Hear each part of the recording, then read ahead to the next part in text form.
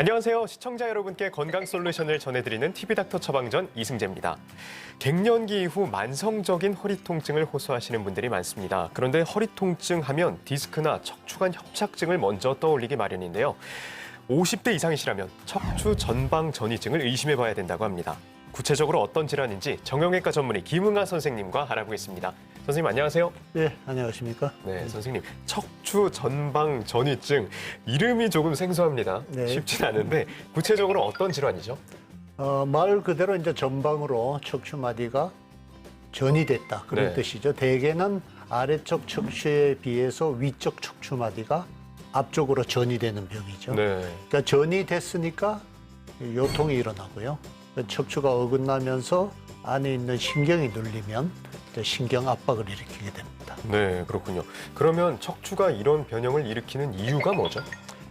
이유는 여러 가지가 있는데 대개 임상적으로 제일 흔한 게 두 가지 타입이 있죠. 두 가지요? 두 가지 네. 타입이 있는데 척추가 뒤쪽에 앞쪽은 디스크로 연결이 돼 있지만 뒤쪽으로는 이렇게 고리로 된 관절로 연결이 돼 있죠. 네. 근데 관절이 나이가 들어서 느슨해지거나 또는 고리 부분의 일부분이 이렇게 결손이 돼서 척추 분리증이라고 그러는데요.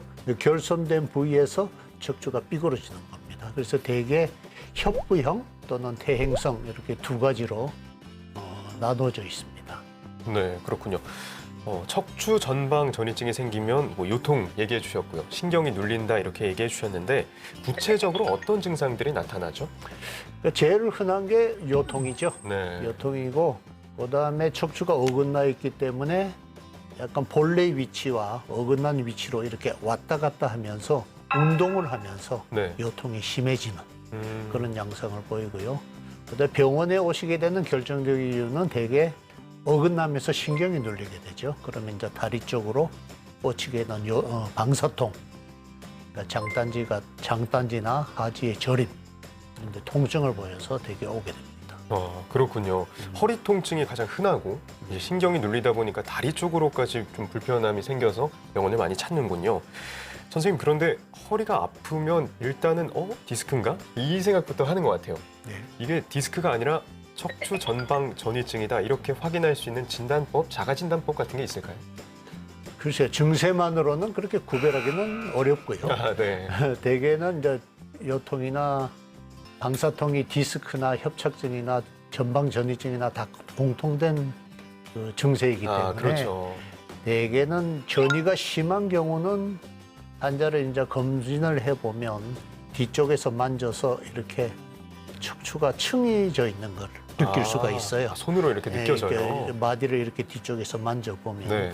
대개 이제 전방 전이가 뚜렷한 분들한테서는 그렇게 알 수가 있죠. 네. 척추 전방 전이증이 특히 50대 이후 여성에게 굉장히 많이 생기는 질환이라고 들었거든요. 그러면 여성분들이 특히 더 조심을 해야 하나요? 여성분들이 조금 많이 나타나죠. 그런데 이제 나이가 들면 퇴행성 변화에 의해서 생기는 경우는 남녀 공이 똑같이 증가합니다. 그렇군요. 여성분이 조금 많은 이유는 아무래도 여성분들이 이제 척추 주위의 근육, 인대 이런 것들이 남성보다는 약하고요. 그다음에 여성 호르몬의 영향도 있고, 그다음에 비만같이 체질량 지수가 증가된 분이 많기 때문에 여성분들한테 조금 많이 나타나는 경향을 보이죠. 척추 전방 전이증과 관련한 사연이 도착했습니다. 선생님께서 사연을 들어주시고요. 그에 맞는 처방 내려주시면 됩니다. 사연 들려드릴게요. 네. 안녕하세요. 40대 남성입니다. 몇 년 전 교통사고 이후 척추 전방 전이증을 진단받았습니다. 하지만 그 이후에는 크게 이렇다 할 증상이 없어서 그냥 무거운 물건 드는 거 좀 피하고요. 운동 격한 거 좀 피하고 조심하는 정도로 놔두고 있습니다. 이렇게 증상이 딱히 없다면 그냥 놔둬도 괜찮을까요? 혹시 나중에 더 크게 문제가 되는 건 아닌지 궁금합니다. 라고 사연을 보내주셨습니다. 척추 전방 전이증이 있는데 방치했을 때 혹시 나중에 심각한 합병증이 생긴다거나 그럴 수 있을까요? 이런 경우가 이제 척추 전방 전이증을 발견하는 대표적인 케이스입니다. 그래요? 대개는 이제 전방 전이증이 기왕에 있었죠. 있었는데 이제 교통사고로 요통이 생기다 보니까 사진을 찍게 돼서 발견되는 경우가 많습니다. 아, 그 얘기는 척추 전방 전이증이 있더라도 증세가 별로 없었다. 그런 그러네요. 얘기도 되겠죠. 네. 이런 경우는 되게 일반적으로 물리치료, 약물치료 이렇게 보존적 가료를 하면 되게 호전이 되고요. 그 전에 요추 전방 전이증 증세가 없던 상태로 되돌아갑니다. 그리고 이런 경우는 뭐 그냥 심각한 합병증으로 발전하는 경우는 거의 없죠. 아, 그렇군요. 원래 있던 전방 전이증이 교통사고가 계기가 돼서 발견되는 그렇죠. 그런 경우네요. 예, 아, 그렇습니다. 또 심각한 합병증은 거의 없다고 해주셔서 그나마 다행입니다. 만약에 척추 전방 전이증을 치료한다고 하면 뭐 조금은 말씀해 주셨는데 조금만 더 어떻게 치료가 되는지 구체적으로 얘기해 주실까요? 1차적으로 뭐 약물 치료나 안정, 그다음에 물리치료 이런 일차적인 치료를 해서 호전되는 경우가 거의 과반수 이상입니다. 그래요. 이제 그런 거로 안 되면 뭐 시술이나 주사요법 뭐 그런 거로 하고요. 대개 한 10% 내지 15% 정도 환자에서 계속 아픈 분들이 있어요. 네. 그다음에 신경이 많이 눌려서 다리 앞 통증이 심한 경우, 그런 경우는 이제 수술로 가는 경우도 많습니다. 10에서 한 15% 정도가 수술이 필요하다 이렇게 얘기를 해주셨습니다. 그럼 그 얘기를 조금만 더 자세하게 해주실까요? 그러니까 10 내지 15%라는 증세는 대개 요통의 일반적인 보존적인 약물 치료나 물리 치료 또는 뭐 시술이나 주사요법으로 보존이 되지 않고 점점 심해지는 경우나 조금 낫다가 자꾸 재발하는 경우, 네. 뭐 그런 환자들은 수술 쪽으로 가고요. 그 수술 방법은 환자 증세에 따라서 대별할 수 있는데요. 다리 증세가 주로 있는 신경이 눌리는 경우는 신경을 풀어주는 감압술만 하면 되고요. 요통이 심한 경우는 허리에 이제 핀을 박는 고정술까지 같이 시행하는 경우도 있습니다. 부위와 또 증상에 따라서 수술 방법은 조금씩 차이가 있네요. 예, 그렇습니다. 네. 수술까지 가지 않는 게 사실 환자분들 입장에서는 좋을 것 같아요. 그래서 예방이 무엇보다 중요할 것 같다라는 생각이 드는데요. 평소에 자세나 뭐 스트레칭 이런 걸 어떻게 하면 도움이 좀 될까요? 이 모든 요통에 마찬가지인데요. 네. 허리라는 게 이제 허리 주변에 있는 근육 이런 것들이 평소에 긴장도를 유지하고 튼튼하면 어느 정도 외상에도 견딜 수가 있죠. 네. 그래서 요통 발생 빈도를 줄일 수 있고요. 그러니까 허리 주변의 근육, 복근이나 뒤쪽의 근육을 강화하는 운동, 그다음에 어떤 외상이 닥쳤을 때 이걸 유연하게 피할 수 있는 그 유연성을 기르기 위해서는 스트레칭, 스트레칭. 그게 네. 아주 중요하죠. 이제 그 두 가지를 항상 동시에 꾸준히 유지하는 게 요통이 있었던 분들은 아주 중요하다고 할 수 있습니다.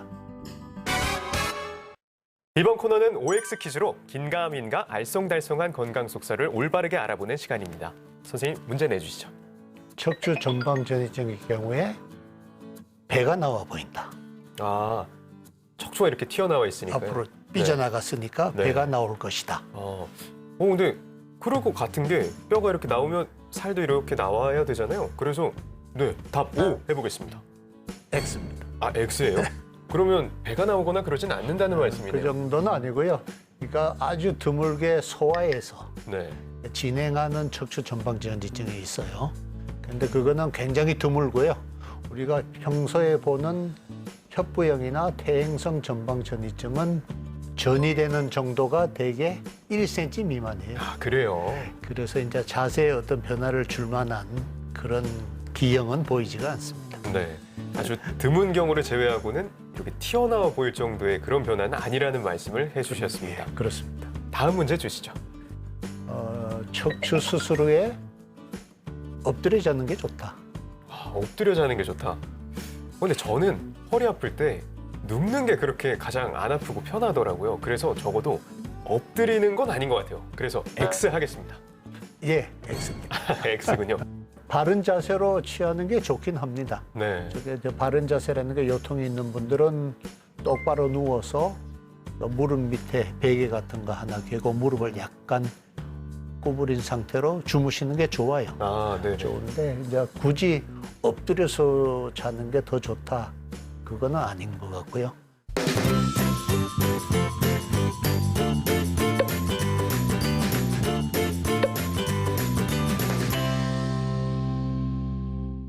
TV닥터 처방전 벌써 마칠 시간이 됐습니다.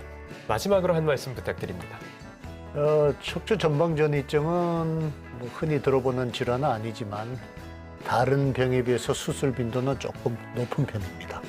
이게 대개 모든 경우가 수술하는 건 아니지만 대개 병의 정도에 따라서 치료 방법이 다르기 때문에 일단 척추 전방 전이증은 그냥 단순 엑스레이로 진단이 되기 때문에 증세가 있다면은 척추 전문의의 판단에 따라서 치료가 여러 단계가 있거든요.